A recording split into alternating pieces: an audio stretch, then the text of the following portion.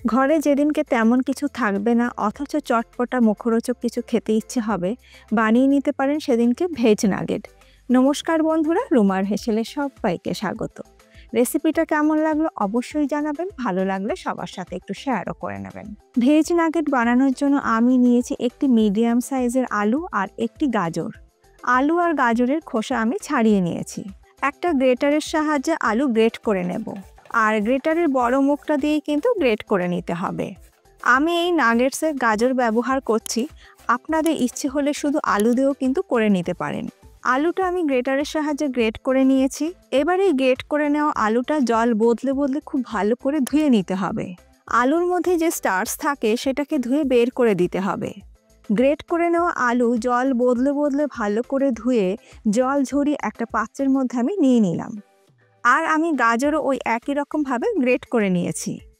কড়াইতে দিয়ে দিচ্ছি 1 টেবিল স্পুন সাদা তেল। তেলটাকে প্রথমে খুব ভালো করে গরম করে নেব। ফোড়নে দিয়ে দিলাম 1/2 টিস্পুন গোটা জিরে। গ্রেট করে নিয়ে আদা আমি দিয়ে দিলাম 1/2 টিস্পুন। আর কাঁচা লঙ্কা বাটা আমি দিয়ে দিলাম 1 টিস্পুন।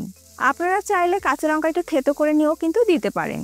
লো ফ্লেমে আদা আর কাঁচা লঙ্কাটাকে 1 মিনিট ভেজে নেবার পর এর মধ্যে দিয়ে দেবো গ্রেট করে ধুয়ে জল ঝরিয়ে নেওয়া আলু আর গ্রেট করা গাজর। এবার এই সব কিছু একসাথে মিডিয়াম ফ্লেমে মিনিট 2 ভেজে নেব। ভাজতে ভাজতে দিয়ে দেবো স্বাদ মতো নুন। চিলি ফ্লেক্স দিয়ে দিলাম 1 টিস্পুন। তবে ঝালটা অবশ্যই নিজেদের স্বাদ মতন ব্যবহার করবেন। এবার এই সব কিছু একসাথে ভালো করে মিশিয়ে নিয়ে মিনিট 2 একটু ভেজে নেব। আলু আর গাজরটাকে মিনিট 2 ভেজে নেবার পর এরপর আমি এর মধ্যে জল দিয়ে দিচ্ছি 2 কাপ। সব কিছু ভালো করে মিশিয়ে নিয়ে মিডিয়াম ফ্লেমে আলু আর গাজরটাকে সেদ্ধ করে নেব। দেখুন, মিডিয়াম ফ্লেমে মিনিট 2 রান্না করে নেবার পর আলু আর গাজর কিন্তু সুন্দরভাবে সেদ্ধ হয়ে গেছে। এবার আমি এর মধ্যে দিয়ে দেব 1 কাপ সুজি। যে কাপ মেপে আমি জল নিয়েছিলাম সেই কাপেরই 1 কাপ আমি সুজি দিয়ে দিচ্ছি। তবে সুজিটা একবারে ঢেলে দেবেন না, অল্প অল্প করে দিতে থাকবো আর জলের সাথে মিশিয়ে নিয়ে একটা মণ্ড তৈরি করে নেব। আর এই জলের মাপটা কিন্তু একটু খেয়াল রাখবেন। 1 কাপ সুজির জন্য 2 কাপ জলের প্রয়োজন। আর গ্যাসের ফ্লেমটা কিন্তু অবশ্যই লোতে রাখতে হবে। আর দেখুন, সুজির মণ্ড আমাদের একদম রেডি, কড়াই থেকে ছেড়ে আসছে। এই পর্যায়ে গ্যাসের ফ্লেম আমি বন্ধ করে দিলাম। এবার এই সুজির মণ্ডটা ঠান্ডা হওয়ার জন্য একটা থালার মধ্যে আমি ঢেলে নিচ্ছি। সুজির এই মণ্ডটা হালকা ঠান্ডা হয়ে গেছে। এবার আমি এর মধ্যে দিয়ে দেবো ফ্রেশ কুচনো ধনেপাতা। আর দেব চালের গুঁড়ো 2 টেবিল স্পুন। চালের গুঁড়োর বদলে কর্নফ্লাওয়ারও কিন্তু ব্যবহার করতে পারেন। আর নিয়েছি একটা চিজ কিউব। এবার এই চিজ কিউবটাকে আমি গ্রেটারের সাহায্যে গ্রেট করে দেব।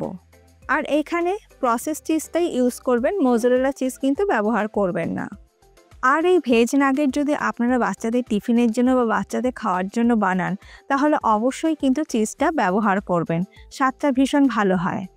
চিজটা গ্রেটারের সাহায্যে গ্রেট করে নেবার পর এবার এই সব কিছু একসাথে খুব ভালো করে মেখে নেব।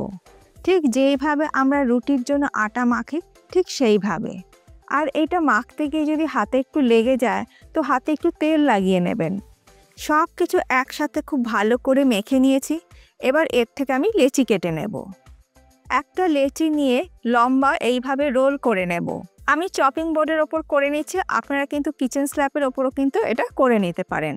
এরপর এই লম্বা রোলটার থেকে ছুরির সাহায্যে ছোট ছোট টুকরো করে নেব। আমি এইভাবেই করে নিচ্ছি। আর ছুরির গায়ে আমি সামান্য একটু তেলও লাগিয়ে নিয়েছি যাতে লেগে না যায়। আপনারা কিন্তু আপনাদের পছন্দ মতন যে কোনো শেপ দিয়ে নিতে পারেন। ছোট ছোট বলের মতন করে হাতে একটু চ্যাপ্টা মতনও করে নিতে পারেন। আমি এই রকম ধরনের শেপ দিয়ে নিলাম, এটা মনে হয় দেখতেও ভীষণই ভালো লাগবে। আর এটা একটু কাটার পর হাত দিয়ে একটু শেপ দিয়ে নিচ্ছি। এবার একটা প্লেটের মধ্যে ময়দা বা আটা যে কোনো একটা জিনিস ছড়িয়ে নিয়ে নাগেটসগুলোকে তুলে রাখবো, যাতে নাগেটসগুলো লেগে না যায় থালার মধ্যে। সেম এই একই প্রসেসে একইভাবে আমি বাকি নাগেটসগুলো তৈরি করে নেব। দেখুন, আমি সমস্ত নাগেটসগুলো তৈরি করে নিয়েছি। আমার মনে হয় এই ধরনের শেপটাই সবথেকে বেশি ভালো লাগে দেখতে। তবে সমস্ত নাগেটস আমি এখন ভাজছি না।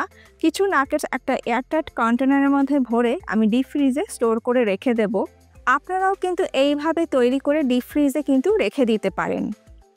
তারপর যখন ইচ্ছে ডিপ ফ্রিজ থেকে বার করে ভেজে কিন্তু আপনারা নিজেরাও এনজয় করতে পারেন বা বাড়িতে গেস্ট আসলে তাদেরও সার্ভ করতে পারেন।